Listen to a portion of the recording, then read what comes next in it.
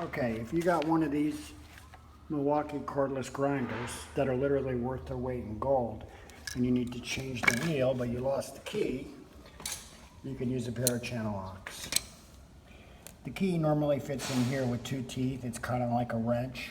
Well, I don't lost it. And as you can see, compared to this, that wheel needs changed. So, with that being said, there's a little button right here. You push and hold that, and that locks your wheel. Now you can get in here with a pair of channies very carefully and loosen that wheel up. That thing comes right out. Now you don't want to lose this little washer, because that little washer is very important.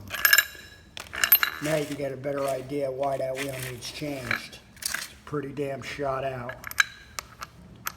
So anyway, you put that back in. You put your washer on there.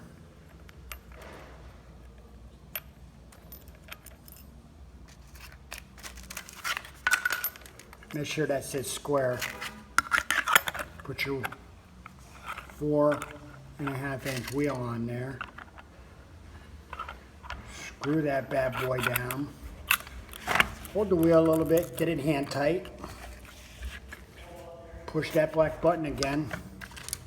And now you snug that up. Ever so carefully, boys. That wheel's locked into place. And now,